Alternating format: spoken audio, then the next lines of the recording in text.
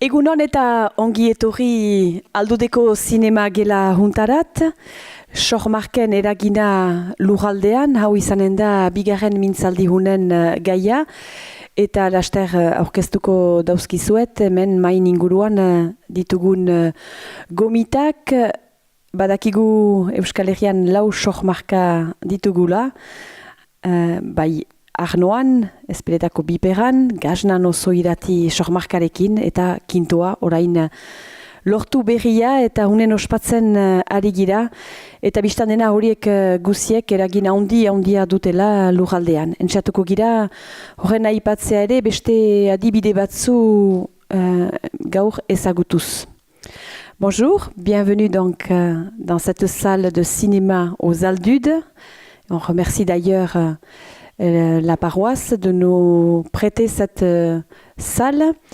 Petite salle bien pratique pour des réflexions comme celle encore de ce matin sur l'incidence des AOP, sur la dynamique des territoires.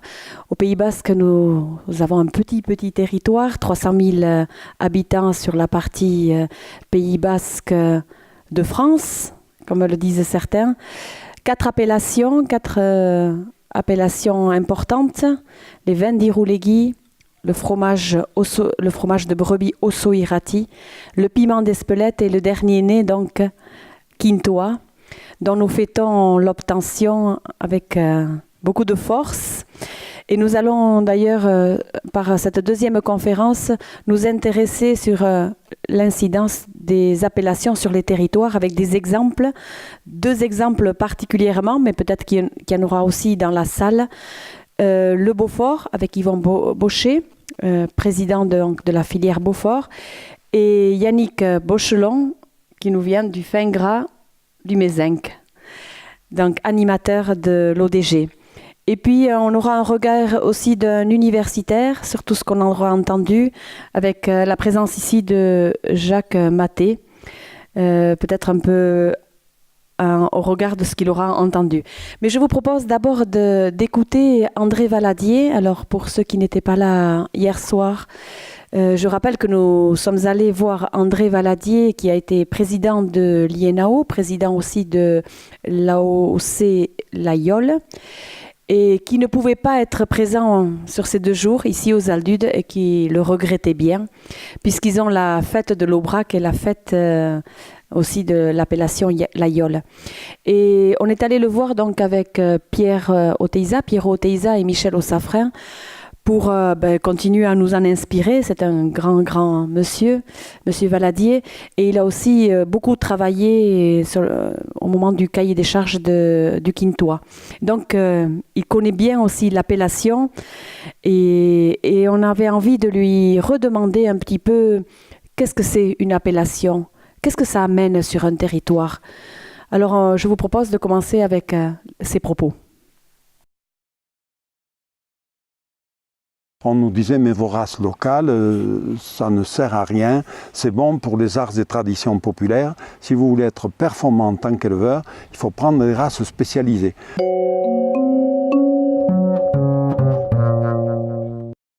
Je parle là des années 70-75.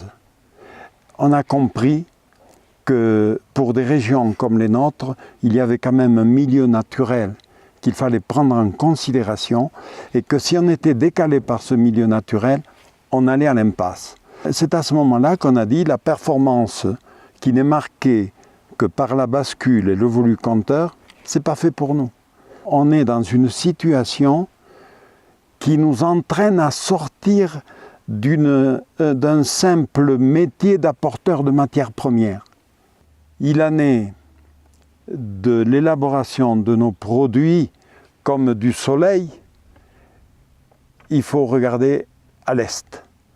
Et on a établi tout de suite des relations avec des régions qui, grâce au concept d'appellation d'origine, avaient obtenu à la fois une valorisation et puis un enracinement très fort qui, il ne faut pas l'oublier, est quand même le rempart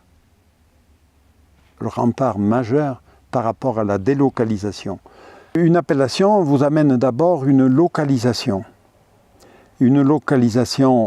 au niveau de toutes les strates d'évolution du produit, depuis l'éleveur jusqu'à, disons, à la mise à disposition du client, le territoire bénéficie de tout ce que ça représente d'apport et de mise en valeur d'une ressource locale. Ça reste lié au territoire. Une appellation repose sur des critères forts que sont la transparence et la garantie. Tout ce qui se fait au sein de l'appellation doit être visible au grand jour, en permanence. Et puis la garantie, elle est quand même là, on doit reconnaître que l'appui institutionnel de la loi vous permet d'assurer une garantie. Et au-delà de cela, une appellation donne toute sa valeur à des critères qui rentrent dans la première question que vous m'avez posée et qui consiste à faire ressortir que la qualité, la valeur, l'expression d'un produit ne sont pas seulement liées à ce qu'on appelle les composantes normatives, c'est-à-dire les composantes, la protéine, la matière grasse, des minéraux, etc. On peut énumérer, c'est devenu un peu ce que j'appelle la qualité administrative, qui a ses raisons d'être, mais dans des démarches plus orientées vers la matière première que par un produit identifié et démarqué. Alors, c'est à partir de l'application stricte et aussi je crois qu'on peut le dire, et ça vous va bien, d'une cohésion de tous les acteurs de la filière. La complémentarité est dynamique. On prend une appellation, et l'appellation ne commence pas uniquement chez le transformateur. Elle commence à l'origine du produit. Et c'est une rigueur d'articulation avec toujours le respect de ce qu'est la performance d'une appellation. Alors c'est là qu'il est bon de rappeler, ça moi c'est pas moi qui l'ai inventé, je l'ai appris lors de mon temps de responsabilité à l'INAO, au contact des appellations dont on pouvait dire qu'elles étaient toujours performantes. Alors l'expression marquante, elle est difficile à démontrer parce qu'elle ne se mesure pas, elle est immatérielle, s'appuie sur 4 critères que sont les aspects sensoriels. Prenez un consommateur qui n'est pas particulièrement initié et à l'aveugle, il vous distinguera la charcuterie de Quintoa. Même s'il n'est pas, parce que l'expression du produit, le travail que vous avez fait pour l'amener là où il est, comme il est, ne laisse personne insensible. J'ai fait le test quelques fois chez vous et ailleurs avec des produits qui venaient de chez vous. Là, c'est incontournable. Je connais peu d'appellations qui bénéficient de cette capacité de reconnaissance, de distinction de l'initiative du consommateur. C'est là que le produit s'exprime et prend la parole, les aspects sensoriels, les aspects culturels qui nous ramènent au patrimoine. Et nous, c'est le patrimoine qui nous a dit un jour, attention, vous êtes sur un territoire qui a une vocation. Et on ne change pas de vocation comme ça du jour au lendemain sur des fantaisies ou sur des réactions éphémères. Et 4e élément, l'émotionnel. Ça aussi, ça compte vis-à-vis du consommateur qui est prédisposé à ressentir des émotions quand il découvre la vérité d'un produit, sa localisation, et puis en dernier, l'esthétique. Et ce n'est pas à négliger, c'est l'approche globale du produit. Moi, je pense que dans votre secteur, ce Pays basque que j'aime beaucoup, vous êtes détenteur d'une panoplie de produits qui ont des points communs,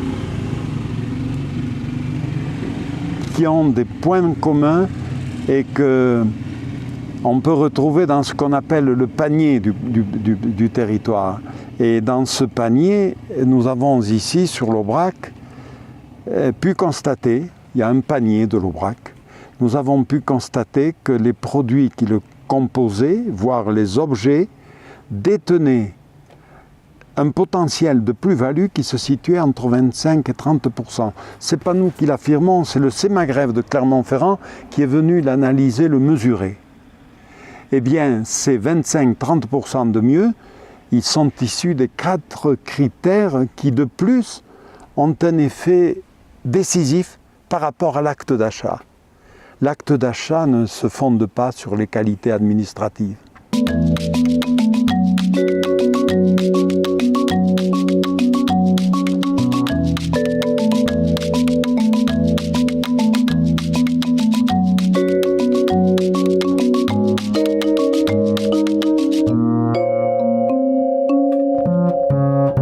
Il y a eu, surtout chez vous, la volonté qui permet à un territoire d'être en permanence dans une expression spécifique. Et l'appellation d'origine, c'est ça également. Voilà quelques propos d'André Valadier que vous pouvez applaudir. Hein. Je pense qu'il a une pensée pour nous aujourd'hui. Il nous entend, comme dit Yvon Baucher. Et vous avez entendu André Valadier, Monsieur Baucher, il regarde vers l'Est. Ils ont regardé vers l'Est. Et c'est vrai que nous, les Basques aussi, pour nous, c'est une référence, l'Est, le Beaufort. Parlez-nous du Beaufort un peu. Parler du Beaufort et parler après André Valadier, c'est toujours compliqué. On a l'impression qu'il a déjà tout dit. Alors avant de parler du Beaufort, moi je voudrais vous parler du Quintoa et je voudrais vous parler de Michel et de la façon dont on s'est rencontrés. Alors, on s'est rencontrés, c'est le hasard, mais le hasard, il n'existe pas. Il y a toujours des raisons derrière le hasard. C'était au salon de l'Ourama où j'avais été invité. Et quand on a commencé à discuter, tout de suite, on a trouvé des points communs. On a trouvé que nos démarches se ressemblaient. On n'en était pas au même point, bien sûr. On a peut-être 50 ans d'avance. Et encore, quand on a 50 ans d'avance, eh ben, il faut faire ce qu'on a fait ici, c'est-à-dire venir avec le conseil d'administration de notre coopérative pour reprendre nos marques et se dire, eh ben, finalement, il y a des choses formidables qui se passent ailleurs. Des démarches qui naissent, qui progressent, et derrière, retourner un peu à l'origine, parce que le risque aussi, quand on a réussi, ça peut être d'oublier d'où on vient, et ce qu'on représente, et les vraies valeurs qui sont les nôtres. Alors le Beaufort, il y a 50 ans cette année d'appellation, il y a beaucoup plus de produits. Hein. C'est une appellation sur la partie montagneuse de Savoie, on n'est pas dépaysé ici. 5000 tonnes de fromage, on n'est pas une très grosse appellation. Je dirais qu'on est dans la moyenne des appellations laitières, beaucoup moins important que le Comté, que le Saint-Nectaire ou que le Cantal en termes de tonnage, et beaucoup plus connu peut-être que certaines autres appellations par rapport à ce même tonnage. Ancré sur un territoire de montagne, c'est vraiment les vallées de montagne. C'est peut-être notre chance au départ, c'est que rien d'autre n'était possible que cette voie-là. Agriculture qui était menacée dans les années 60, 50, mais même avant, par l'industrie qui s'installait dans nos vallées, par l'industrie touristique qui est arrivée après, et puis également par l'industrie hydraulique qui a permis à beaucoup de gens de trouver du travail à un moment où l'agriculture déclinait. Et puis il y a eu un sursaut de quelques personnes. Hein. André Valadier dit qu'il venait vers l'Est. Nous, on est aussi allé le voir après, parce que pour les mêmes raisons, parce qu'on a besoin aussi de reporter ce message. Si on revient sur le produit, je partage totalement, et je le dirai sans doute moins bien qu'André Valadier, toutes les valeurs. Moi, j'ai dans la tête une simple phrase, je dis qu'on fait que nourrir des gens qui à la base n'ont pas faim. Et si on leur amène pas autre chose que de la nourriture, que le fait de l'acte de se nourrir, c'est-à-dire de la convivialité, du plaisir dans ce qu'ils vont faire, dans cet acte où ils vont chercher autre chose que le simple fait de se nourrir, eh bien on n'est plus un produit sous signe de qualité, on mérite plus ce concept qui fait qu'on va chercher beaucoup plus que ça. Et on représente également, et on s'en rend compte de plus en plus, on représente le territoire. On est une des composantes d'un territoire. Alors économiquement d'abord, parce que la filière Beaufort, c'est un peu plus de 1000 emplois dans la filière. Mais si on compare ça par rapport aux stations de ski, aujourd'hui on est peut-être tout petit. Par contre, on est devenu indispensable, parce que derrière le travail qui est fait, il y a ce produit qui est devenu l'emblème de la région. Il y a également tout cet entretien des paysages qui est fait par notre travail. Je pense qu'on n'est pas les uniques responsables de l'entretien du paysage. Par contre, le travail qu'on fait, la façon et le cahier des charges nous conduit à entretenir ce territoire en exploitant la ressource locale pour produire notre produit. Et c'est vraiment là qu'on a ce second rôle à jouer. on est forcément très minoritaire dans l'activité. Je veux dire, 1000 personnes sur un département qui en compte 300 000, je dirais qu'à la limite, on peut peut-être se passer de nous sur un plan économique, même si on représente quand même une force. Par contre, on représente bien plus que ça. On est réellement des ambassadeurs de la région et on est reconnu en tant que tel. Et dans une société aujourd'hui, c'est vraiment cette valeur-là qu'on peut mettre en avant et c'est ce qui peut également faire notre différence. Alors bien sûr, il faut que le produit soit irréprochable, ça on s'y attelle, jour après jour. Chaque fois qu'on se met au-dessus d'une cuve, c'est une nouvelle aventure.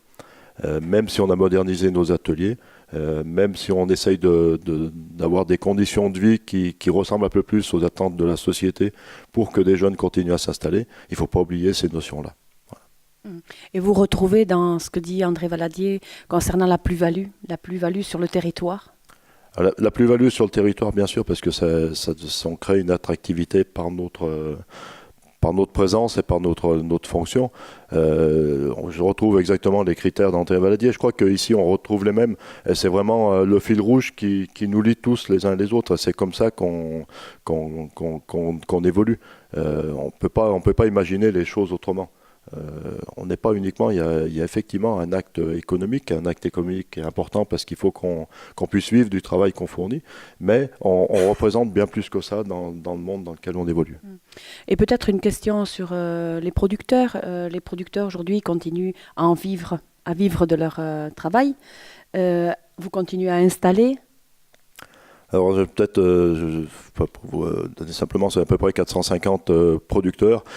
Aujourd'hui, sur la coopérative dont je suis le président particulièrement, on a une liste d'attente de jeunes qui attendent de la place pour s'installer et qui regardent nos cheveux blanchir. Et c'est peut-être intéressant quand on entend le prix du lait aujourd'hui et toutes les difficultés autour de la filière laitière de repréciser combien est valorisé le prix du lait de vache dans le Beaufort. Alors c'est toujours difficile parce que ce que retiennent en premier les gens, c'est le prix du lait. C'est ce qu'ils ont du plus de mal à assimiler quand ils viennent de l'extérieur, notamment pour toute l'agriculture productiviste. C'est toutes les contraintes qu'on s'est mis volontairement pour arriver à ce prix-là. Il y a un élément, alors le prix du lait chez nous, je ne sais pas si ça peut vous parler, en lait de brebis peut-être moins, mais on est à peu près 2,5 fois le prix du lait national payé aux producteurs.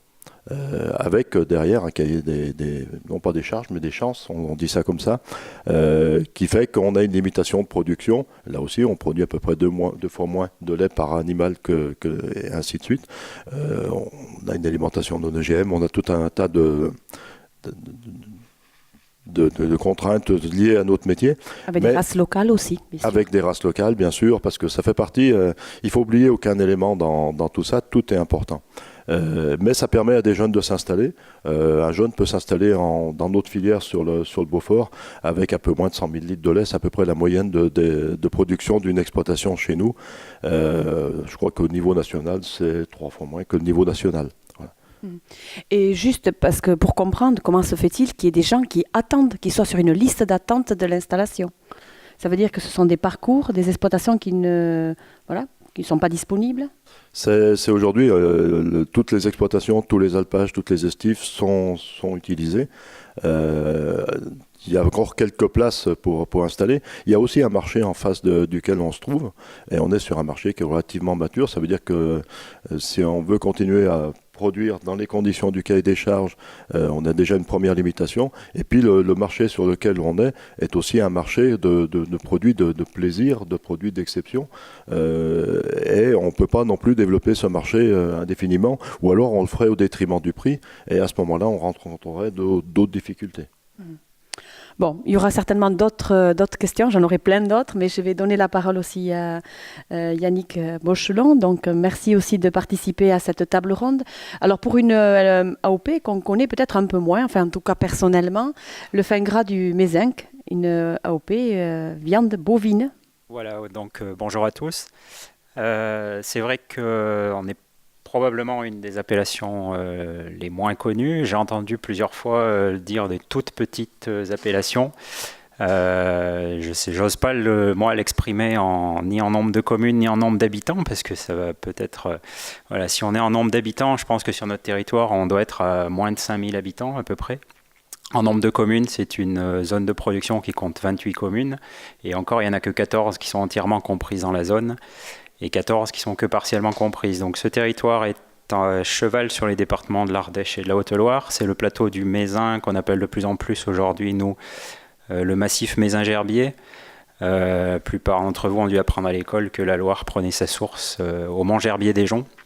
Et ben, c'est un des sucs, ce qu'on appelle nous dans nos territoires les sucs phonolithiques, donc qui sont les sommets volcaniques qui dépassent de ce plateau, qui est un plateau volcanique, globalement situé à plus de 1100 mètres d'altitude, mais avec une grande partie des villages de nos 28 communes qui sont situés entre 1200 et 1300 mètres d'altitude. Donc un territoire de montagne sous forme de plateau, beaucoup moins accidenté qu'ici. On est sur un territoire plutôt de plateau. Et sur lequel, et là c'est une particularité de notre secteur, il n'existe aucun système de transhumance. Les animaux et les hommes restent en altitude toute l'année. Donc avec les fermes qui sont très isolées, bien souvent au bout d'un chemin communal de 2-3 km, vous allez rencontrer une seule ferme qui a été placée là au Moyen-Âge par les moines qui se sont installés sur ce territoire et qui ont défriché pour pouvoir installer des paysans et qui sont allés placer les fermes en plein milieu des parcelles parce qu'ils avaient jugé qu'il était plus logique de mettre la ferme en plein milieu des prés pour pouvoir rentrer le foin plutôt que d'avoir à déplacer le foin. Et ce territoire donc, avait développé un élevage bovin, mais qui était en grande difficulté dans les années 90, puisque avec toutes ces contraintes, notamment climatiques, puisqu'on a des problèmes avec la neige, avec le climat, pas forcément à cause des quantités de neige, mais à cause du vent, qu'on appelle la burle chez nous, qui est donc le vent qui déplace la neige et qui forme des congères, et qui, avec 10 cm de neige, peut nous bloquer tout le territoire pendant 15 jours si on a le vent qui s'arrête jamais. Et donc dans ce territoire, il est bien évidemment inimaginable de laisser les bêtes à l'extérieur pendant l'hiver. Donc le coût principal des exploitations, c'est les bâtiments. Et avec le handicap des années 80, qui était que sur ce territoire, on ne pouvait rien faire d'autre que récolter du foin, puisqu'il n'y a pas de culture possible, étant donné qu'on est sur un plateau volcanique avec un sol peu profond, et puis surtout avec une altitude qui ne permet pas de faire mûrir les céréales. Et dans les années 90, il y a un groupe de personnes, pas du tout agriculteurs, c'est surtout là que je voulais en venir par rapport à la thématique de cette conférence, qui a eu le projet de se dire qu'il faut impérativement qu'on trouve quelque chose pour ce territoire qui permette aux populations de s'en tirer un petit peu plus économiquement et de rester. Et cette association, c'est une association de valorisation du patrimoine qui s'appelle les Amis du Mézin, qui compte pas loin de 500 adhérents, mais avec pas mal d'intellectuels à la tête, notamment des Lyonnais, le président est sociologue. Et du coup, ces gens-là ont fait d'abord une étape de recherche pour s'apercevoir que la production la plus emblématique de ce secteur, c'était l'engraissement des bœufs pendant l'hiver avec du foin, qui dès le XVIIe, XVIIIe siècle était déjà reconnu et apprécié. Alors, bon, il n'y a pas besoin forcément d'être un grand intellectuel pour s'apercevoir que ça allait tourner autour des vaches, surtout 20 ans après, vu d'ici, ça paraît un peu élémentaire, mais moi je m'acharne toujours à le répéter parce qu'ils auraient pu trouver d'abord dans des traces historiques un produit artisanal que les femmes faisaient chez elles, par exemple, et décider de relancer ce produit. Ça aurait eu exactement la même fin. Chez nous, l'AOC pour le fin gras, c'est pas une fin, c'est un moyen. Le président, qui regrette bien de ne pas être là aujourd'hui, a une expression que j'aime bien ressortir dès que je peux, c'est que le fin gras, ça n'a pas été fait pour mettre des vaches dans les étables, mais pour mettre des enfants dans les écoles. Parce que le but, c'est de tirer la ficelle économique qui va avoir le plus d'impact sur ce territoire, pour inciter les gens à rester, en les faisant un peu mieux vivre, ou alors en les saignant pas, en les obligeant pas à abandonner. Parce que l'élevage bovin sur notre secteur, s'il doit être mis en compétition, en concurrence avec l'élevage qui est fait en région de plaine où on peut nourrir les animaux avec tout ce qu'on veut toute l'année.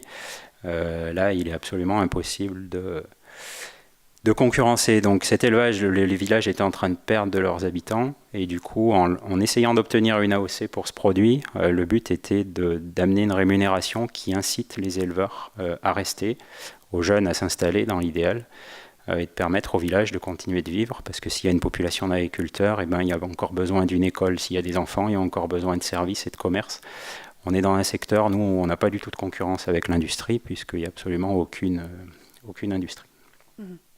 Et donc l'appellation est plutôt jeune. L'appellation a été obtenue en 2006, donc une bonne dizaine d'années. Donc cette association des Amis du Mézin a d'abord contacté les élus, qui ont d'abord créé une première association pour franchir la barrière administrative qui était un handicap à l'époque d'être à cheval sur Ardèche-Haute-Loire.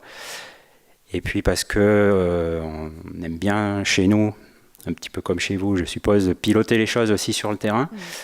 Donc il était hors de question d'aller remettre le projet entre les mains d'une chambre d'agriculture, soit d'Ardèche, soit de Haute-Loire, parce que le territoire administratif de l'une et de l'autre n'était pas du tout adapté au territoire concerné. Et c'est simplement 2 ans après que les éleveurs ont créé l'association, parce qu'il a fallu 2 ans pour les mobiliser. Et pour que les éleveurs prennent le dossier en main et en 1997 déposent la demande d'AOC, donc qui a été obtenue en 2006. Pardon. Et quelle a été l'incidence sur le territoire?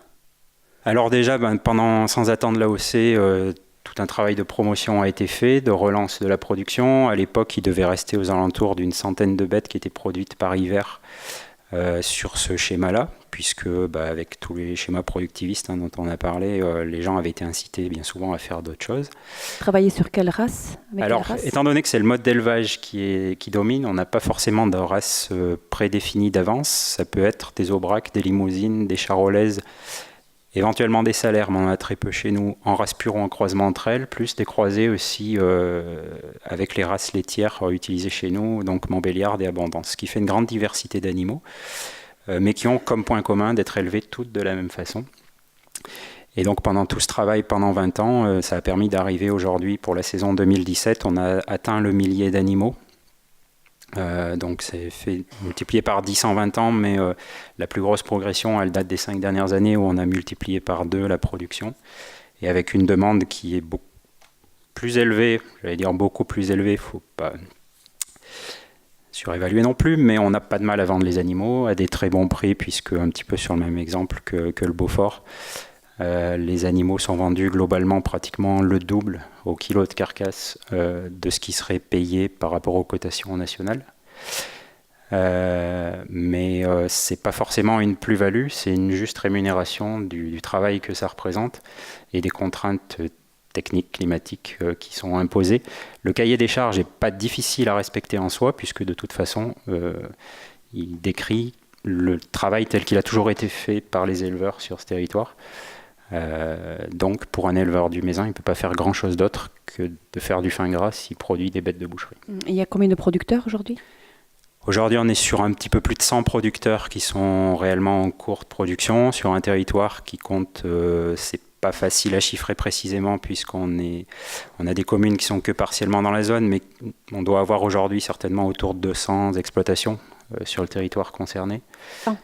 200. Dont 100 adhérentes chez nous.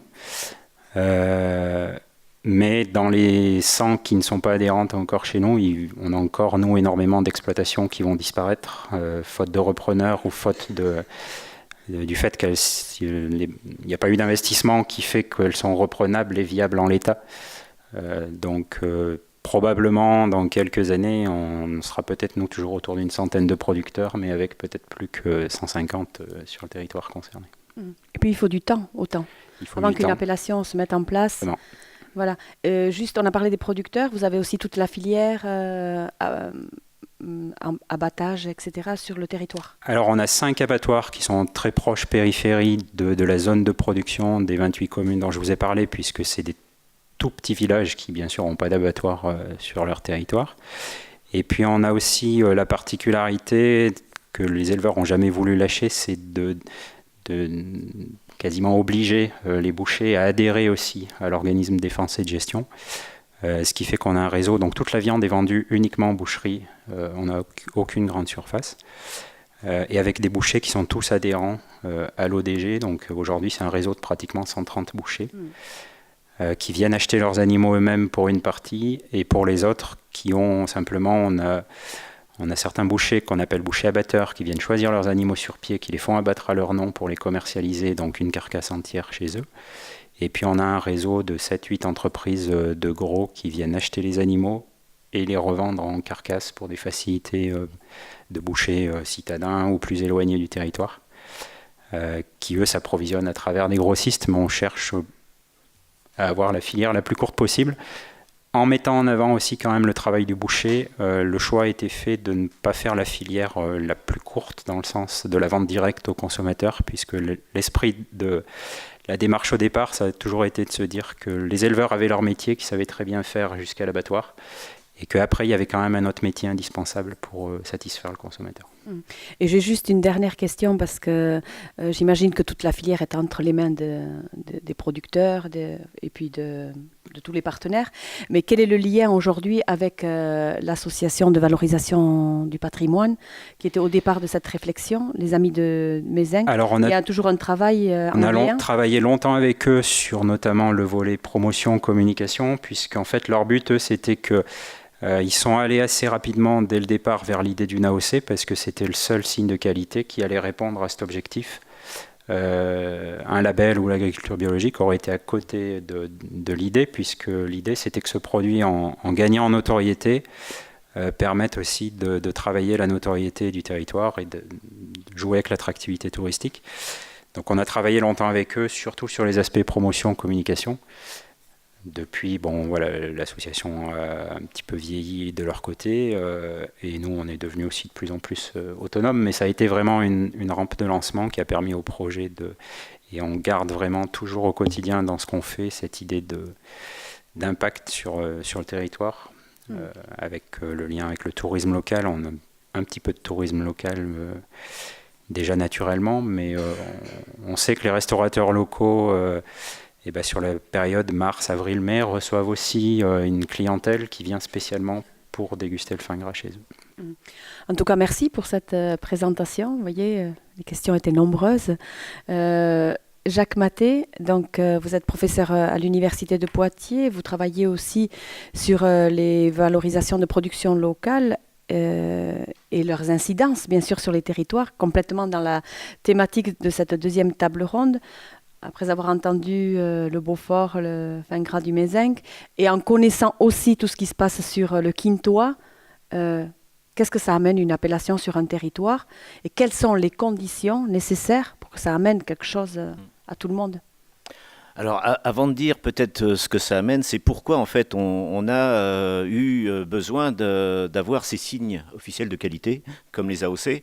Et c'est aussi pour ce qui a été un petit peu dit, c'est-à-dire qu'on a eu une agriculture depuis la fin de la guerre qui a été privilégiée, grâce à la PAC notamment, sur une agriculture de volume, pour baisser les prix, notamment les grands bénéficiaires, ça a été quand même les consommateurs. Et dans cette compétition prix, effectivement, il y a des territoires qui ne se sont pas tout à fait retrouvés en bonne position parce qu'ils avaient des conditions, notamment de production, qui ne permettaient pas de faire dans le Beaufort des élevages laitiers comme on a fait en Bretagne ou ici en Port des élevages comme on fait en Danemark, par exemple. Donc la compétition, elle était très inégale. Et il y a ces territoires-là, on a vu d'abord, il y a eu un peu à chaque fois, un peu une déperdition. Hein. On a perdu des positions. Il y avait même des territoires où il n'y avait plus d'existence quasiment d'activités rurales et agricoles. Et là, l'idée, c'est de dire sur ce territoire, est-ce qu'on n'a pas autre chose à vendre que des volumes? Et là, la question, c'était, oui, effectivement, on a des savoir-faire, on a des identités. Et ces identités, ça a donné, on les a retrouvées à travers des signes. Et l'AOC, c'est un signe officiel de qualité, alors qu'il y a des déterminants qui est différent des labels rouges. Alors, quand même, moi, ce que je retiens sur l'AOC, c'est quand vous êtes dans une compétition d'entreprise économique, donc il y a les prix, et puis il y a autre chose. Et l'AOC, ça permet de dire, voilà, j'ai un produit qui vient de telle région, il a telle caractéristique, et en plus, donc il a des mentions qu'on va appeler valorisantes, et on le protège. Alors la notion de protection dans l'AOC, c'est un élément très important. Ça veut dire que quand vous êtes ici, vous n'avez pas le droit au Danemark de copier le mot Quintoa. Et si on copie, s'il y a des gens au Danemark qui copient le mot Quintoa, on va pouvoir les attaquer. Ça, c'est le rôle de l'INAO, c'est le rôle. Donc cette notion de protection, c'est super important. L'autre élément, alors ça a été bien abordé, c'est qu'on protège et le système fait que ce sont les producteurs, la filière, qui contrôlent ce qu'elle fait. Et dans le ce qu'elle fait, c'est les volumes qu'elle produit. Et dans un jeu économique, ce qui est important, ça va être le fait de ne pas produire plus que le marché peut en absorber. Parce que si on produit plus, les prix vont chuter. Et donc, cette gestion de l'offre, elle est directement liée aux producteurs. Et c'est ce que vous avez expliqué tout à fait bien. C'est-à-dire qu'à un moment donné, on va contrôler et puis on ne va pas installer plus que ce qu'on peut parce que ça va être au détriment, je dirais, de la performance de la filière. Donc, ces notions-là de protection et puis gestion de l'offre, c'est un élément clé dans la manière dont les prix sont formés en agriculture. Le problème de l'agriculture, hein, c'est qu'on produit des biens vivants et qu'on on produit pas une Clio quand on est... et donc, il y a certains moments où vous avez de la surproduction, hein, pour 2 ou 3% de surproduction, c'est des prix qui peuvent chuter de 40, 50, voire plus de 100%. Donc cette notion de contrôle, c'est un élément clé dans la construction du revenu de l'éleveur. Et puis après, moi j'ai bien aimé ce qu'a dit André Valadier pour expliquer l'intérêt des AOC et dire tout compte fait, il y a des éléments qualitatifs très intrinsèques, hein, donc le goût, les choses comme ça. Et puis il dit il y a autre chose dans la différenciation. On apporte autre chose au client. Et ça, il ne faut pas l'oublier. On apporte de l'émotion, on apporte de l'esthétique. Il a dit on apporte du plaisir. Et bien évidemment, tout ça, ça va conditionner la manière dont on va s'adresser aux clients. Et la notion de communication derrière l'AOC est un élément important. Et donc, le producteur n'est pas que dans un rôle de producteur, il va être dans un rôle plus, alors à travers sa filière, hein, mais il va être dans un rôle où il va être un peu le moteur et il va être il va avoir cette relation directe avec le client. Ce qu'on retrouve d'ailleurs dans les circuits courts. Qu'est-ce qui est l'élément clé dans le circuit court, par exemple? C'est pas tellement le fait que je vais vendre plus cher mon produit, c'est que le soir, quand vous avez vendu, les gens qui sont ici, là, qui sont en train de vendre leur fromage, quand on vous dit punaise, votre fromage que j'ai acheté la semaine dernière, qu'est-ce qu'il était bon. Ben, le soir, quand vous vous couchez, même sur une journée harassante comme producteur, vous dormez bien. Et ça, c'est un élément super important. Et donc, je pense qu'autour des AOC, cette identification-là, ça permet aussi aux producteurs d'avoir, je dirais, un sens de leur métier. Et ça, c'est un élément souvent qu'on oublie un petit peu. Par rapport au quintoa, je crois que vous vouliez rajouter un peu...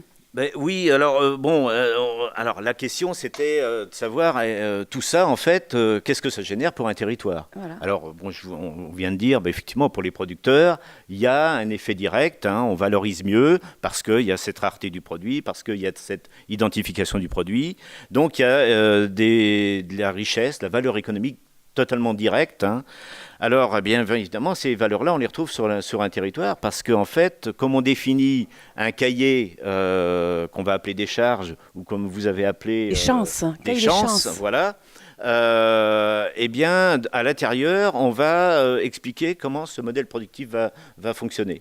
Et on va se dire, l'essentiel de ces capacités de production, on va les prendre sur le territoire.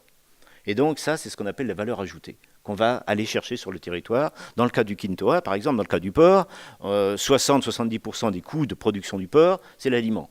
Mais quand l'aliment vient du territoire, c'est aussi une richesse qu'on va aller chercher sur les territoires. Donc en ce moment, on va valoriser les maïs qui sont récoltés dans le haut de notre zone, là, et au lieu qu'ils soient exportés à Bayonne.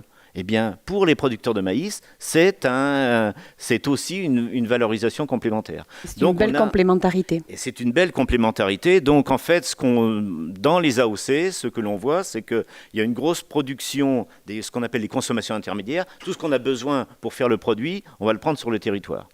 Alors ça, c'est direct. Bon, ça se chiffre assez bien, il n'y a pas de problème. Et puis, il y a plein de valeurs indirectes. Les valeurs indirectes, c'est que pour faire ça, on a tout un système productif, on a la chaîne du froid, mais il faut un artisan. On a des prestataires, on a tout un tas de gens qui vont participer à cette création de richesse. Quand on cumule le tout, en fait, nous, les travaux qu'on mène, on se dit, pour 100 € de chiffre d'affaires, de vente de fromage, vous avez entre 300 et 400 euros de création de richesse sur le territoire. Donc c'est vraiment quelque chose de très très important. Et c'est pour ça que moi, souvent quand je travaille avec notamment avec le monde politique, je leur dis, quand vous mettez 10% ou 20% de soutien pour aider le producteur, derrière vous générez un gisement de richesse extrêmement important. Donc c'est de l'argent super bien placé. Et puis la dernière chose en termes de valeur, c'est des valeurs sociétales, bien évidemment. C'est tout ce qu'on a dit. Et c'est qu'on voit que derrière les AOC, notamment sur des territoires qui sont plutôt des micro-territoires, ça joue peut-être un peu moins vrai quand on est dans le Champagne, ça régénère toute une ambiance dans la population locale. Là, on le voit bien un peu, comment les gens qui ne sont pas directement dans la filière sont fiers de leurs produits. Et donc, cette notion d'identité territoriale, et je pense que André Valadier a beaucoup insisté là-dessus, ça, c'est des valeurs, c'est inchiffrable, mais c'est extrêmement important. Après, c'est sûr que, comme disait Yvan Baucher, ça demande du travail, des conditions, c'est tout ça derrière. Alors évidemment, ce qu'on s'aperçoit, c'est que dans ces fameuses AOC... on ne peut pas faire n'importe quoi. On ne doit pas faire n'importe quoi. Alors oui, on ne doit. Et puis, tout compte fait, je dirais qu'on observe quand même certains AOC qui fonctionnent quand même d'une manière, j'allais dire, qu'à un cas. Plus qu'à un que qu'à d'ailleurs. Souvent, moi, je suis d'une région, c'est le Poitou-Charentes. Le beurre AOC Charentes-Poitou, je ne peux pas dire que ça soit un élément de différenciation très fort par rapport aux autres beurres. Par défaut certainement de la filière qui n'a pas voulu avoir trop de contraintes pour plein de raisons. Alors je vous en parle d'autant mieux que mon père fait partie, je suis un fils d'éleveur laitier, et mon père faisait partie de ceux qui ont mis en place l'AOC. Donc, ça me désole de voir que cette AOC ne permet pas aux producteurs de se différencier sur le plan du prix. Donc ça veut dire qu'à un moment donné, ça dysfonctionne. Il y a un ou deux autres AOC comme ça qui sont assez remarquables pour, j'allais dire, une efficacité assez moyenne. Alors heureusement, ce n'est pas les plus nombreux, mais ça veut dire que c'est pas le ticket gagnant, c'est pas le chèque en blanc parce que j'ai un AOC et qu'on va gagner à tout prix. Non. Et donc là, la question de la cohésion de la filière, la question du marche ensemble va être absolument essentielle. Moi, il y a quelque chose qui m'a marqué hier soir. Quand j'ai regardé, quand tu as appelé tout le monde à venir sur scène, tous les éleveurs, j'ai vu 3 types d'éleveurs. J'ai vu les premiers, les 10 fricheurs, Pierre, ceux qui ont été à la base. Et puis, j'ai vu des développeurs, Michel, toute l'équipe, cette équipe-là. Et qu'est-ce que j'ai vu ? J'ai vu le futur de la filière. Plein de jeunes. Plein de jeunes. Des garçons et des filles. Impressionnant. Et des garçons et des filles. Moi, ça m'a absolument marqué. Et sincèrement, je voudrais faire ce même travail, enfin, je voudrais avoir la même photo dans toutes les AOC. Et je ne suis pas sûr qu'on ait cet équilibre partout. Je trouve ça extraordinaire. Et moi, ça m'a beaucoup touché de voir cette image-là.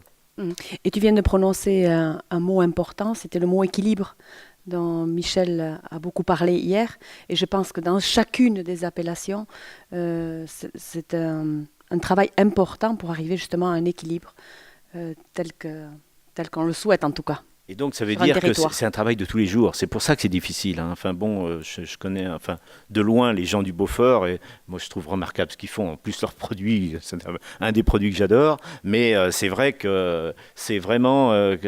Mais on sait que c'est un travail de tous les jours. Quoi. Enfin bon.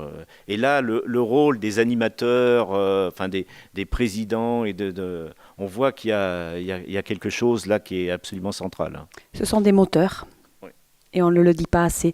Alors, je crois que dans la salle, il y a quelqu'un du poulet de Bresse. J'en ai entendu parler un tout petit peu et j'aurais voulu avoir une petite présentation du poulet de Bresse. Alors, peut-être que vous pouvez venir ici, comme ça les gens vous verront. Je crois que vous avez une longue histoire, un peu compliquée, qui a été un peu compliquée. Alors, faites le tour. Et on pensait que c'était intéressant aussi de lui donner la parole. Donc, il m'excusera parce que je ne connais pas son nom. Mais il se présentera, et je crois qu'ils ont aussi mis au moins une quinzaine d'années avant d'obtenir l'appellation. Est-ce qu'il va trouver le chemin ? On va lui ouvrir la porte.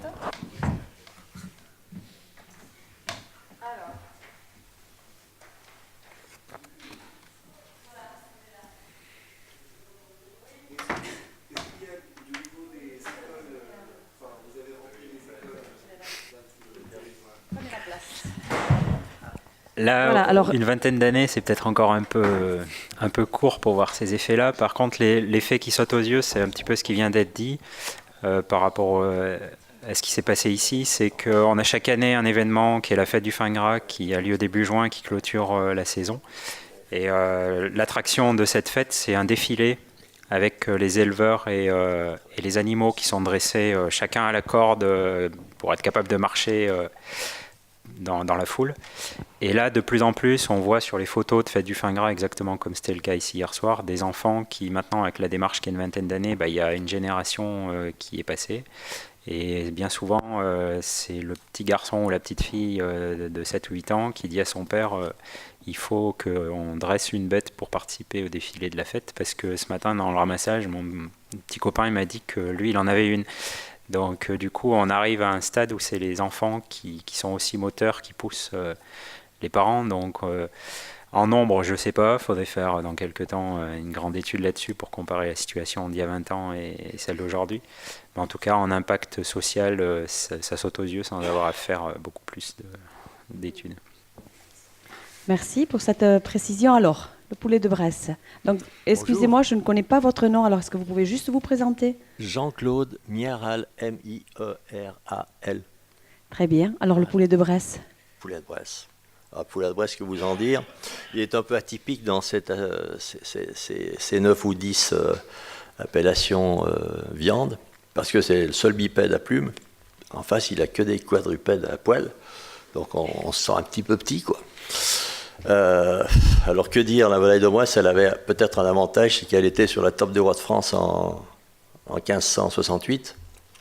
C'est-à-dire qu'il n'y avait pas encore la télévision, Internet, etc. Mais elle avait déjà fait, toute seule, le produit en soi avait déjà gagné une notoriété. On va faire un grand saut pour arriver à 1898, un député bressan qui s'appelait le comte Leron a organisé à Paris ce qu'on appelait les premiers comices agricoles, qui étaient une espèce de joute. Il a voulu surtout se faire se rencontrer le monde paysan. Et la volaille de Bresse, dans les joutes entre éleveurs de la Sarthe, etc., raflait tous les prix. Voilà. Le chemin de fer a emmené la volaille de Bresse dans toute l'Europe à partir de 1900. Et jusqu'à la fin de la première, au début de la Première Guerre, et ensuite jusqu'à 1935-40, le business de la volaille de Bresse était comparable à celui de toute l'industrie du département de l'Ain, ce qu'on appelait l'industrie lourde. Après, c'est la même histoire que vous ont raconté tous ses amis. La guerre est arrivée, elle a fait des veuves. Et en même temps, la France avait faim. Donc on est rentré dans l'ère de l'industrialisation. Et nos amis GI, alliés gentils, nous ont laissé le Badilon, le Coca-Cola, le chewing-gum, et l'art de manufacturer un poulet de 2 kilos en 30 jours, alors qu'il en fallait 100. Et les Bressans se sont révoltés. En 1936, ils ont dit non, on va déjà faire des bons produits. Et un paysan bressan est allé voir le procureur de la République de Bourg-en-Bresse pour lui dire « Monsieur le procureur, il y a un ostrogoth qui vient du fin fond du Revermont, qui descend vendre des poulets sur le marché de Bourg-en-Bresse. C'est pas des poulets de Bresse. » Donc ils avaient déjà, ces paysans bressans, ils avaient déjà intégré ce qui a fait les fondements de l'INAO, c'est-à-dire il y a un produit, mais il y a le comment, quand, pourquoi.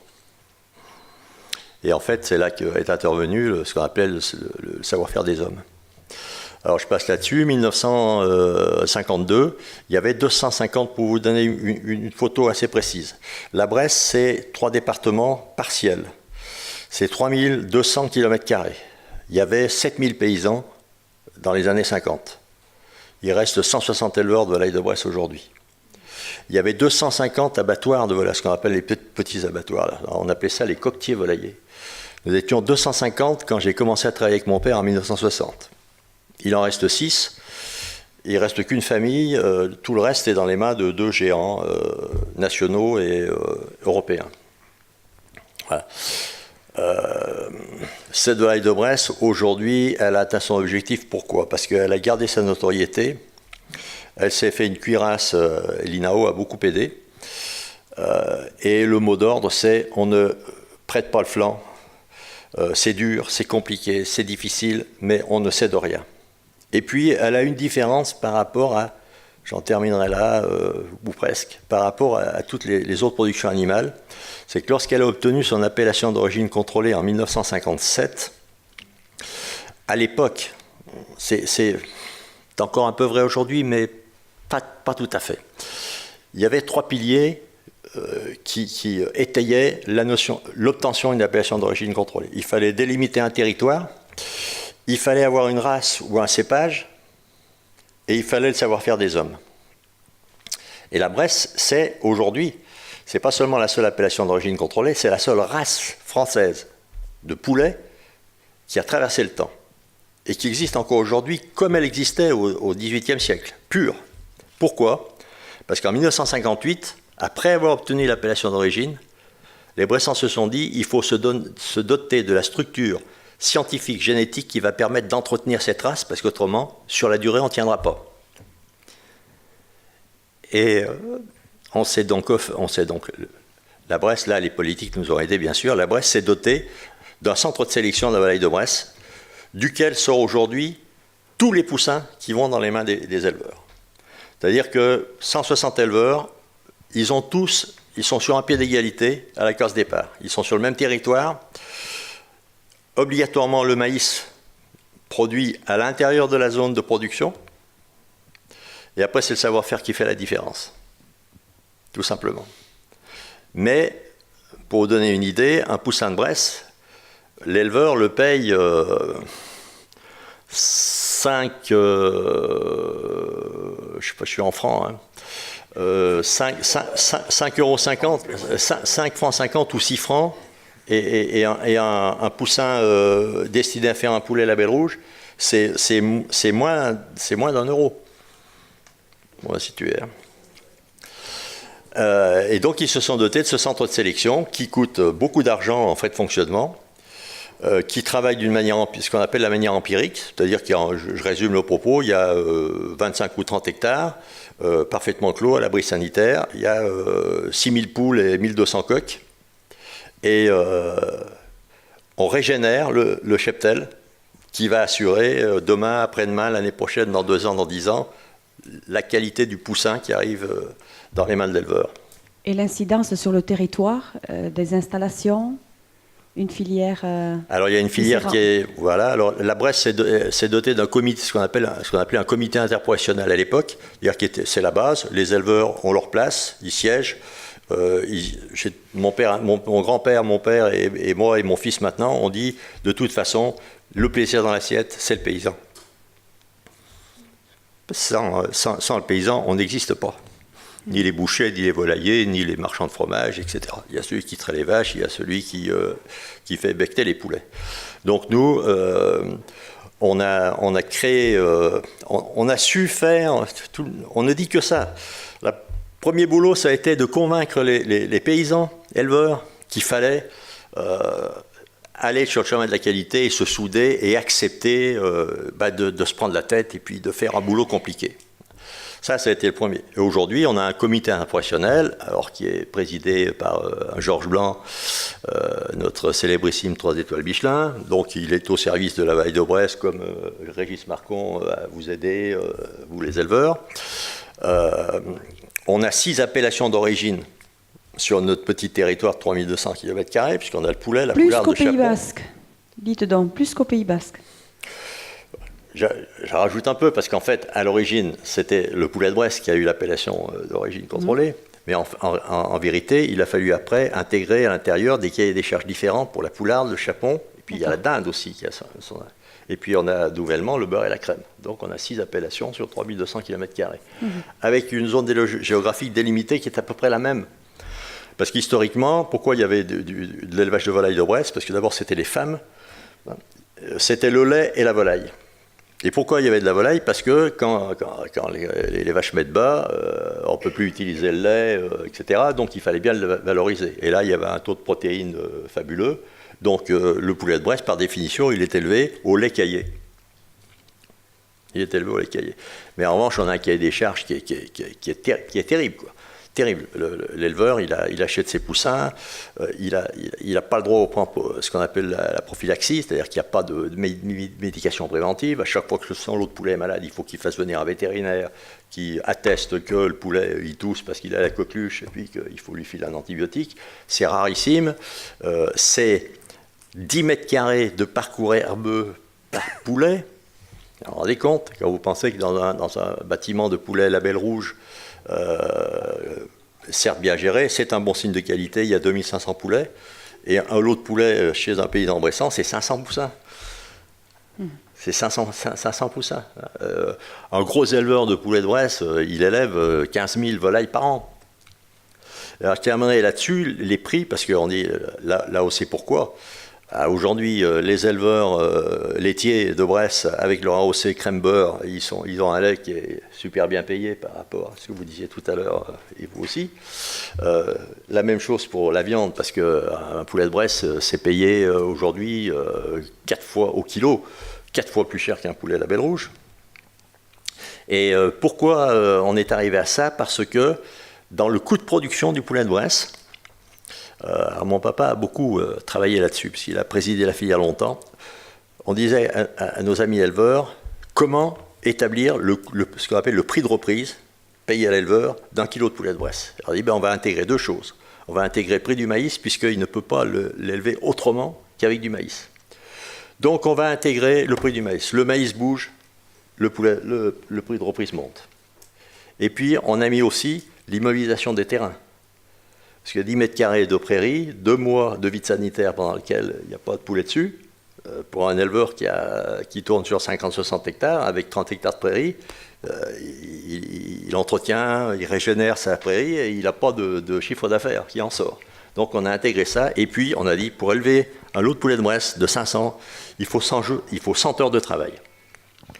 C'est-à-dire, on ne voit pas pourquoi on n'intégrerait pas une notion de SMIC à minima pour établir le coût de production d'un poulet de Bresse. Voilà. Pour ça qu'aujourd'hui, pourquoi le poulet de Bresse est relativement cher? Ben oui, c'est la même clientèle que nos amis du Beaufort, c'est la même clientèle que le gras de Mézingues.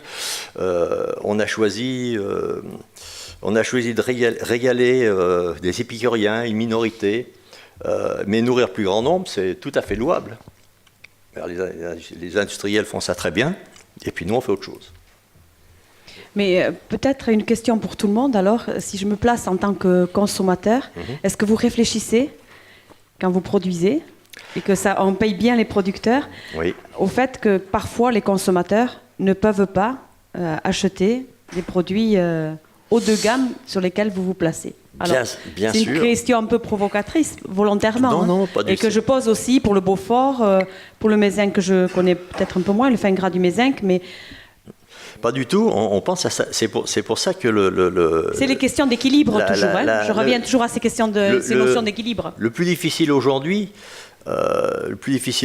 avec par-dessus le marché, l'ouverture des frontières, le libre passage des hommes, des produits, des capitaux, l'arrivée de produits concurrents qui viennent d'Espagne ou d'ailleurs. La difficulté pour aujourd'hui, pour demain, après-demain, pour toutes les AOP, ça va être de continuer à dialoguer pour expliquer aux consommateurs que le prix qu'on lui demande, c'est pas fait du hasard. C'est l'addition du poids des contraintes. Alors, voilà. On sait comment baisser le prix du... Moi, je sais comment demain matin baisser de 25% le prix du poulet de Bresse. Hein. C'est pas qu'on sait comment faire. On va faire des tailles sombres sur le cahier des charges. On va simplifier, on va rajouter un petit peu de l'oléagineux, on va faire de la médication préventive pour réduire la mortalité sur les jeunes poussins. On va retourner à la chasse au renard, qui nous embecte 25% en moyenne pondérée sur une année, quand même. Hein. Ouais. Les prédateurs, tout ça. Quand vous êtes dans un élevage intensif à bâtiment clos, il rentre 25 000 poussins, on va vendre 21 500 poulets. Hein. L'éleveur, quand il achète 500 poussins de Bresse, il en a 50 ou 80 qui passent à la trappe. Yvan Baucher, il s'est rapproché du micro. Oui, Il n'a pas aimé ma question. Si, j'ai aimé votre question parce que c'est une question qu'on retrouve souvent. Alors il y a deux parties dans la réponse. D'abord, c'est une question généralement qui est posée par les détracteurs des appellations, sans doute parce qu'on les gêne, parce qu'on arrive à vendre et on arrive à vivre. Le prix, c'est qu'une des composantes. Il y a le prix du produit, de la nourriture, effectivement, avec les cahiers des charges avec derrière. Et puis, il y a le prix du plaisir ou de la convivialité ou de ce qu'on va s'offrir. Je crois que c'est exactement la même démarche quand on achète un kilo de Beaufort ou quand on prend un poulet de Bresse qu'on a quand on veut consommer une bonne bouteille de vin. On va accepter de mettre un prix parce que derrière, on aura ce plaisir et on aura ce moment partagé. Et ça a une valeur qui dépasse le simple prix du produit. Et là, on est dans ce que disait très bien André Valadier. On achète aussi une image, on achète quelque part une part de ses vacances ou le cadeau qu'on va faire quand on va revenir. Et on se rend compte, c'est la deuxième partie de la réponse, qu'en fait, quand on fait des enquêtes consommateurs, eh bien, on a tous les deux tendances. Là, on va avoir 10 heures de route cette nuit et on va manger sur l'autoroute et on ne va pas se poser la question de ce qu'on va manger parce que notre souci, ce sera de continuer la route et de rentrer chez nous. Et puis, il y a un autre moment où on va être avec des amis, on va être en famille et on aura envie de se faire plaisir. Et ce moment-là, c'est l'instant de consommation des produits qui sont sous signe de qualité. Et c'est à ce moment-là qu'on ne doit pas tromper le consommateur et qu'on doit réellement, produire ce que le consommateur attend en termes de qualité, avec tout le travail qui est fait derrière et la valorisation de ce travail. Et puis derrière aussi, on doit se protéger de toutes les contrefaçons pour que le consommateur, là aussi, soit sûr qu'il a acheté le vrai produit. Et c'est le deuxième rôle des signes de qualité, où la notion de contrôle de cette qualité est importante, mais aussi la notion de contrôle de toutes les contrefaçons. Et là, c'est pas quelque chose qui nous fait forcément plaisir, mais aujourd'hui on n'hésite plus et il ne faut pas hésiter à attaquer toutes les contrefaçons. Yannick, vous voulez rajouter quelque chose? Non, juste confirmer exactement les deux mêmes réponses. Aujourd'hui, on a l'impression que c'est une nouveauté. Cette semaine, on entend parler que le prix devrait être calculé à partir du coût de production. C'est les filières qui l'ont remis en place depuis longtemps, soit qui l'ont jamais quitté. Et puis exactement la comparaison qu'on fait nous aussi, c'est que chaque jour on se nourrit et le jour où on veut partager un moment, on ouvre une bonne bouteille ou on s'achète un produit. Voilà. Et souvent il vaut mieux en manger un petit peu mieux, moins, meilleur. Ça nous ramène beaucoup plus et on a compris toutes les incidences sur le territoire en termes de dynamique. Oui, Jacques? Oui, je voulais rajouter, tous les travaux qu'on mène sur le comportement du consommateur montrent qu'en fait, nous sommes très irrationnels. Et donc, les signes officiels de qualité vont jouer aussi sur cette irrationalité. Et c'est normal. Et donc, on a besoin de se faire plaisir. Et c'est le produit AOC, il n'est pas fait pour faire du premier prix. Et je pense que ça, il faut l'assumer et l'assumer hautement dans le milieu agricole. Mais on peut ne pas être d'accord, mais on connaît tous cette phrase célèbre de Brillat-Savarin qui disait la découverte d'un plat nouveau apporte plus à l'humanité que la découverte d'une étoile. Ça reste vrai quand même, quoi qu'on dise. C'est ça. Alors, avant d'aller se restaurer, parce qu'avec tout ce qu'on a entendu ce matin, je ne sais pas s'il y a une ou deux remarques ou questions dans la salle, parce que voilà, on peut aussi donner la parole si vous avez une ou autre remarque. Oui, voilà, il y a un bras qui se lève et il y a un micro qui va... Oui, non, peut-être avec le micro, oui. Voilà, pour que tout le monde entende bien. Pardon. Juste une question sur le fin gras du Mézin. Est-ce qu'à un moment, ça a été un choix délibéré de ne pas opter pour une race dans votre appellation? Alors, oui et non, c'est que de toute façon, il n'y avait pas le choix parce que chez nous, il a existé une race locale qu'on appelait la Mézine, qui a disparu. Les anciens qui ont 80 ans aujourd'hui disent se rappeler des derniers spécimens qui étaient déjà probablement à l'époque les derniers des derniers qui avaient été croisés, et qui avaient certainement plus beaucoup de qualité. L'idée de départ, même des gens qui ont initié la démarche en secret, avant de ressortir l'engraissement des bœufs, ils ont commencé en secret par rechercher un petit peu si vraiment il restait aucune trace de cette race. Ils se sont vite aperçus que c'était impossible de travailler là-dessus. Donc du coup, l'idée de la race, du moment que la Mézine n'était plus vivantes, il n'y avait rien qui aurait justifié d'en choisir une plus que l'autre. Donc ça, c'est un peu les éléments. Et la deuxième option, c'est que de toute façon, étant donné que c'est vraiment la particularité de notre montagne, c'est d'être habité à l'année et de récolter du foin jusqu'à haute altitude pour pouvoir passer l'hiver. En réalité, c'est vraiment dans le mode de travail des éleveurs, le mode d'élevage de leurs animaux qui est beaucoup plus important que la race qu'ils ont choisie, qui est des fois simplement une préférence ou un choix délibéré. Et le fait qu'on ait aussi la mésine qui est disparue et autant de races présentes, c'est aussi très représentatif de la tradition de ce secteur qui a toujours eu une grande tradition de relations commerciales. On pense souvent à tort qu'autrefois les paysans vivaient en autarcie. Chez nous, c'était pas si vrai que ça, parce qu'ils pratiquaient énormément de commerce et finalement cette importation d'animaux extérieurs était aussi le reflet d'une tradition. Et le dernier élément, c'était aussi qui était vu comme un point faible de la part de l'INAO à l'époque, qui a failli faire capoter le dossier dès le départ, c'est que du moment qu'il n'y avait pas de race, ça voulait rien dire. Justement, le fin gras et d'autres, mais a été aussi un des exemples qui a permis aussi de réorienter un petit peu l'état d'esprit de l'INAO probablement. Et aujourd'hui, ça se paraît élémentaire quand on reçoit des groupes ou quand on rencontre des consommateurs, que moi ce que je leur dis, c'est que une limousine de 20 ans, c'est une limousine, mais je ne voudrais peut-être pas manger sa viande, ou une charolaise, même exemple. Ou alors une charolaise très bien élevée, une charolaise engraissée de manière complètement intensive, industrielle, le résultat ne sera pas le même du tout. Donc ça a permis aussi de montrer que s'arrêter une race, ça ne suffisait pas. Il y a les filières qui sont basées sur une race, mais en réalité, il y a aussi tout ce qui est derrière au niveau du mode d'alimentation. Oui, Francis, question devant. Ah pardon, excusez-moi, et puis le micro était là-bas. Non, mais je n'avais pas vu que le bras s'était levé. On donnera après la parole à Francis. Je voulais avoir votre avis. Déjà relativiser, tout à l'heure on parlait du prix, mettre quelque chose dans la balance. Effectivement, tous ces produits AOC sont actuellement un peu du luxe, se faire plaisir. Juste faire la petite remarque que le budget de chacun d'entre nous consacré à l'alimentation a de toute façon énormément baissé, alors qu'il devrait quand même être, à mon avis, prioritaire. Plus peut-être même que le logement. Donc il y a cette part quand même qui est importante. Effectivement, c'est cher, mais la part qu'on consacre dans notre budget à l'alimentation a quand même énormément baissé et passé sur d'autres services plus accessoires, entre guillemets. Et ensuite, je voulais avoir juste sur vos différents territoires, moi, ce qui m'inquiète un peu sur les AOC, c'est alors les agriculteurs ont besoin de vivre, c'est certain. Que les prix soient payés par rapport au travail qui est fourni, je trouve ça complètement normal.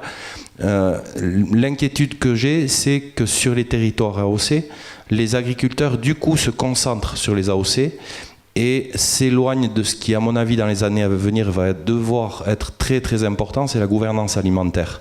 Je veux dire par là, par exemple, à Espelette, il y a des superficies énormes consacrées au piment. Je pense que c'est presque compliqué d'acheter une salade produite localement. Comment faire cette demi-mesure entre guillemets inciter les agriculteurs à se diversifier et à ne pas se consacrer uniquement à l'AOC parce que ça rapporte davantage. Le risque de la spécialisation derrière, effectivement, des opportunités, c'est ce qu'on peut constater dans certains cas, mais il y a aussi le fait, comme ici, il y a peu de choix quand même de faire autre chose. Alors c'est vrai qu'à Espelette, on a des conditions agronomiques qui sont différentes. Souvent quand même, on le constate, quand même dans les AOC qui sont mis en avant, c'est quand même, il y a comme assez peu d'autres alternatives, quoi. Alors, de toute façon, alors là on a déjà l'antériorité qui apporte l'épreuve par 9. Parce que, et même dans les 9 ou 10 appellations que le président de Quintoa a invitées à cette belle fête, certaines filières, vous parliez tout à l'heure du beurre de Charente, mais nos amis du Maine-Anjou galèrent, notre copain qui est presque mon voisin de Charolles, il rigole pas tous les matins non plus.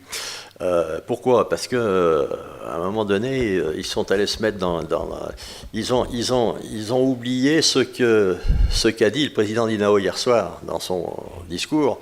Messieurs les éleveurs, messieurs les producteurs, gardez la maîtrise de votre distribution. N'allez pas vous mettre dans les pattes. Ne devenez pas dépendant d'un client. Et on a connu ça en Bresse, nous, quand on dit pourquoi on produit 1 million de poulets de Bresse par an. Bon. On a voulu, à une certaine époque, à commencer par notre président, hein, à coup de communication, et puis on avait un petit peu, à l'époque, hein, c'est fini aujourd'hui, heureusement, un conseil général ou un conseil qui disait oui, on va vous faire un petit chèque pour faire une émission de télé, etc. Et là, la communication mal mesurée, c'est un appel d'air formidable. Il y a une clientèle nouvelle qui arrive, mais on ne la garde jamais, celle-là. La clientèle qui est acquise sur un coût de publicité, on ne la garde jamais. Et la casse derrière, c'est terrible. Parce qu'on met en place toute une structure parce qu'on dit ah oui, non, mais tout le monde va vouloir manger du poulet de Bresse. Non, c'est pas vrai. Il y a d'abord le prix qui va faire la différence. Et puis, il n'y a pas que le prix. Qui disait ça? Vous avez bien raison. Je crois que le budget de l'alimentation, il y a 40 ans, c'était plus de 30%. Il est à 13,5-14 aujourd'hui. Oui, voire moins. Un petit peu. Alors donc, même si à un moment ou à un autre, une production sous appellation d'origine contrôlée veut croire au Père Noël et se met à augmenter tous les ans de 5%, 10% la production, de toute façon, elle va aller dans le mur et les choses vont se rétablir toutes seules. Entre-temps, il y aura un peu de casse. Donc, je crois que toutes les appellations d'origine qui ont compris ça ont le souci de maîtriser la production et qu'elle reste au prorata d'un marché, hein, avec ces petites différences. Ouais, les moyens financiers, on est d'accord, et puis surtout une philosophie. C'est l'amour des hommes, hein, qui met autour de la table un paysan producteur d'un poulet, d'un produit sous appellation d'origine contrôlée, et puis le consommateur, il est aussi amoureux, il aime les hommes. Le consommateur qui aime le paysan, il n'y a pas de problème, même si c'est pas qu'une question de moyens. Il achète du Beaufort, il achète du poulet de Bresse, il achètera du Quintoa parce qu'il aime les hommes, il aime la région, il aime l'esprit, il aime le travail aussi. Autre chose qui passe, Yvan Baucher. Ouais. Concernant la salade, vous ne pourrez pas faire grand-chose à Beaufort. Voilà, c'est ce que je voulais poser comme question. Des fruits ou de la vigne. Par contre, c'est vrai que ça peut être un vrai problème. Si on se concentre uniquement sur la réussite de l'appellation, et si cette réussite financière, parce qu'il y a cette réussite-là aussi, fait que en fait, vous accentuez un peu plus la pression et la monoproduction.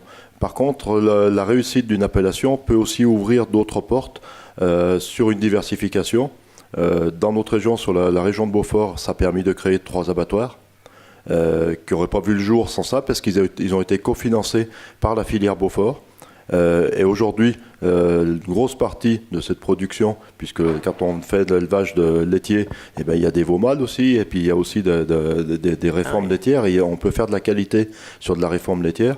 Et une grosse partie de cette production, en tout cas pour ma coopérative, est écoulée à l'intérieur des magasins de la coopérative, qui sont, on a 10 magasins pour la coopérative, et on a 30% de la production de Beaufort qui est écoulée à l'intérieur de ces magasins. On a un magasin y compris à Paris, parce qu'il faut aussi se faire connaître. Et dans ces magasins, on a 20% du chiffre d'affaires des magasins qui est fait par des produits fermiers autres que le Beaufort, et qui ont permis de redévelopper entre autres une filière caprine qui était l'accompagnement naturel des troupeaux dans les alpages à l'origine, et qui avait été arrêtée pour des problèmes de réglementation sanitaire, parce que quand vous avez 20 chèvres à côté d'un troupeau laitier, vous ne pouvez pas avoir un laboratoire de transformation fermier.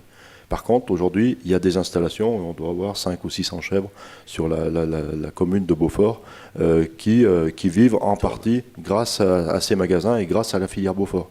Et ça devient une des responsabilités de la réussite d'une filière, et ça fait partie effectivement des choses qu'on doit prendre en compte, parce que ça va devenir de plus en plus une attente sociétale.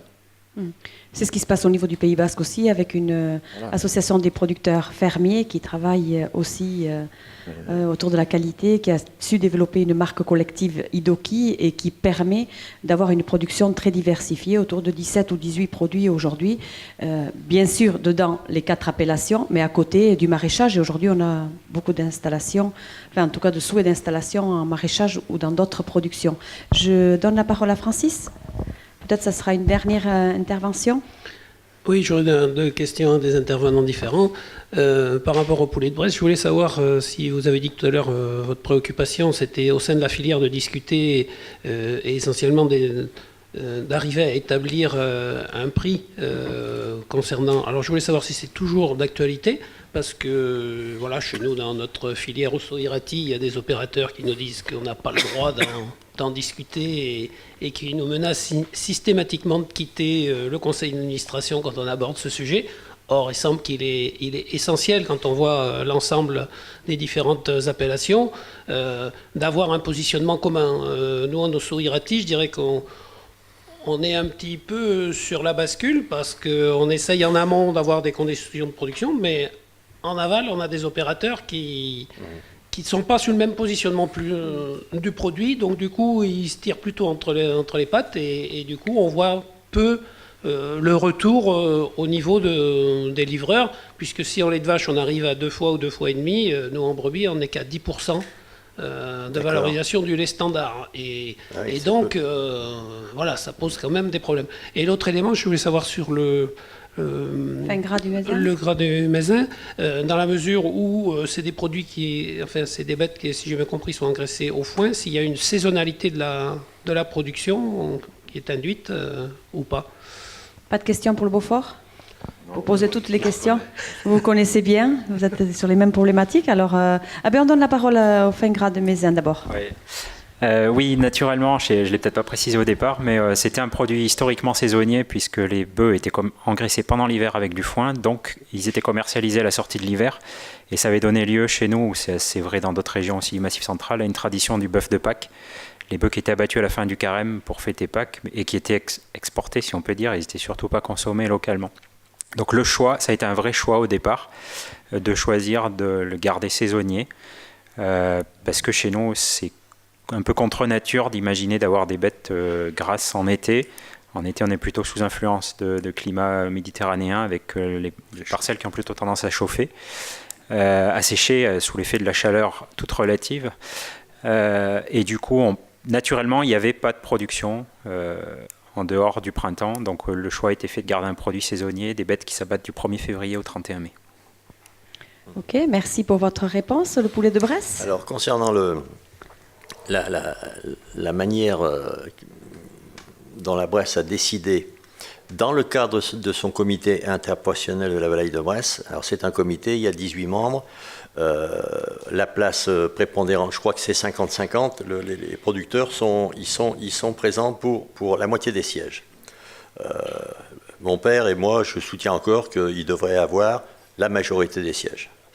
Le monde de la production devrait avoir la moitié des sièges. Après, reste effectivement, j'ai bien noté ce que disait notre jeune ami du Mézin, il disait, on a essayé, nous, chez nous, dans notre gras, de faire en sorte que l'élevage reste un métier, et puis après, il y a un métier derrière. Alors moi, je dis souvent ça à nos amis députés, sénateurs du Conseil général ou du département.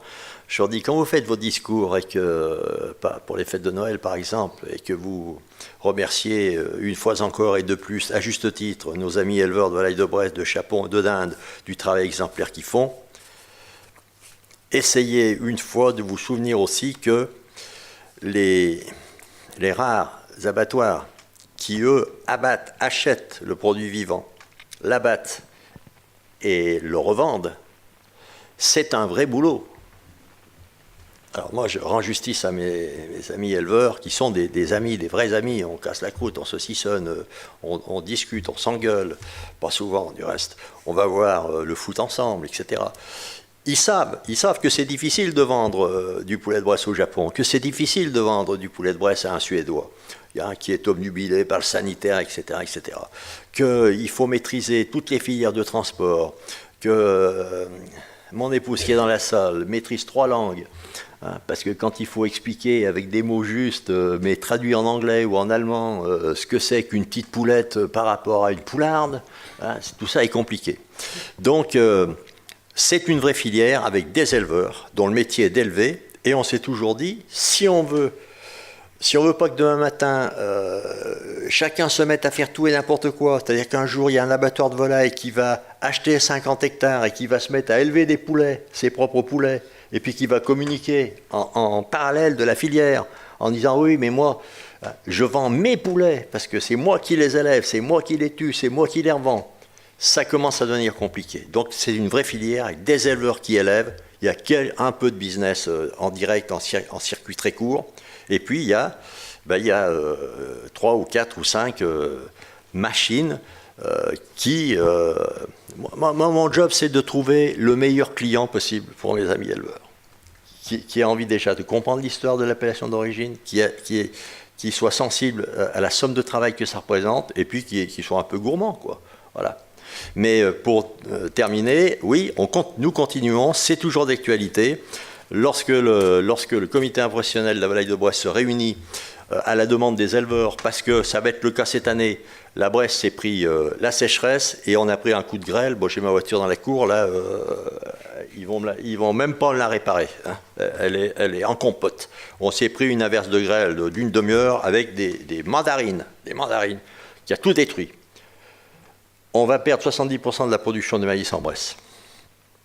Donc la question va se poser, dès cette année, avec quoi on nourrit les poulets de Bresse l'année prochaine, puisqu'on ne peut pas acheter de maïs chez Maïs Adour, par exemple. Ne venez pas au Pays Basque, il n'y en a pas assez déjà pour la filière Quintois. Eh ben voilà. Et plus l'Osso-Irati. Donc, moi, les clients de l'entreprise familiale, ils savent déjà qu'il va falloir faire casser la tirelire, parce que l'année prochaine, il va y avoir 3 clients pour un poulet. Mais ce n'est pas de la spéculation, c'est comme ça que ça se passe. En revanche, je terminerai là-dessus, dans ma région de Bresse, où il y a des productions de poulets sous label, la question ne s'est pas posée. L'orage arrivait, on a mis les poulets à l'abri dans les bâtiments, il n'y en a pas un de mort, il y en aura autant que l'année dernière, des poulets à label rouge. Mais les poulets de Bresse, voilà. C'est toute la problématique, hein, la météorologie et ses incidences. On conclut. Je pense qu'on a appris beaucoup de choses. En tout cas, bravo à chacune des appellations. Et puis, je pense que ça crée aussi une émulation. Déjà, au niveau du Pays Basque, le fait d'être 4, c'est à qui fera le mieux, à qui maîtrisera le mieux la production, à qui aura le plus d'incidence positive pour le territoire, mais aussi le fait d'entendre ce qui se passe sur chacun des territoires. Ah, il y avait encore une question. C'était juste pour dire qu'en fait, le discours, enfin, toutes les explications qu'on a eues, c'est vraiment très très intéressant, très formateur. Ici, on est dans la salle, on est une trentaine, et en fait, il y a 60 millions d'habitants en France, et en fait, comment on communique, parce que c'est fort, tous les mots que vous avez dit, chaque intervenant, c'est fort, ça donne envie. On comprend, on se projette à votre quotidien, mais en fait, on s'adresse ici à 30 personnes et c'est dommage, quoi. Je pense qu'il y a un énorme boulot de communication, de pédagogie à faire. Donc déjà, cette conférence est filmée, je pense, sera sur le site du Quintois. Voilà, donc ce sera chacun d'entre nous aussi. Si nous, on communique à 10 personnes et que 30, ça fait 300, et que les 300, il faut que ça fasse boule de neige. Et puis, oui, je ne sais pas si vous vouliez rajouter quelque chose. Alors, oui, on pourrait même aller plus loin. Vous êtes 30, bravo d'être là. Ils sont 3000 en train d'acheter. Là-bas, c'est la folie furieuse dans cette route. Et surtout, ce qui est terrible, c'est qu'il n'y en aura plus pour nous. Mais pour répondre à votre question, au dîner hier soir, dans cette belle salle, parce que je pense connaître à peu près bien le monde de la communication qui est en place aujourd'hui, j'ai croisé en tout et pour tout 2 journalistes qui couvrent le national. Perico Légas, que tout le monde connaît un peu, parce que c'est le pourfendeur du camembert, du camembert à flûte et à piston. Voilà. Et puis une Basque, Elisabeth de Morville. Voilà. Alors, on ne va pas faire de publicité ici, hein, mais c'est au moins ces 2-là. Ils sont sur le terrain là, pour comprendre. Perico Legas, pour qui regarde la télévision de temps en temps, il avait monté une émission qui s'appelait Toc et Politique et qui est devenue aujourd'hui Manger c'est voter. Une fois par semaine, je ne sais plus, sur la 3, etc. Sur la chaîne Voilà. Il a une connaissance du terrain. Et alors, Elisabeth de Morville, voilà, elle sort un bouquin tous les ans, un guide, qui est le guide des bons produits. Et qui est le guide des bons produits pour le Parisien, la ménagère d'Angoulême, etc. C'est un guide dans lequel, on ne le citera pas, dans lequel, en partant de la qualité du produit intrinsèque, de son Beaufort, de son Gras du Mézenc, elle vous dit, vous pouvez l'acheter à Limoges, à Perpignan, à tel endroit, à telle adresse. Sauf qu'il en faudrait beaucoup plus et ils sont rarissimes, ces gens-là. C'est vrai, je suis d'accord avec vous. Il y a beaucoup de travail à faire. Ouais. Chaque jour, on en fait un peu. Et surtout, on est motivé pour continuer et pour féliciter tout ce qui se fait déjà. Et donc moi, je termine en félicitant toutes les appellations ici présentes, l'appellation Quintoa, et on va aller se restaurer, on va repartir d'ici, renforcer tous ensemble. Mais la Chegia Insina.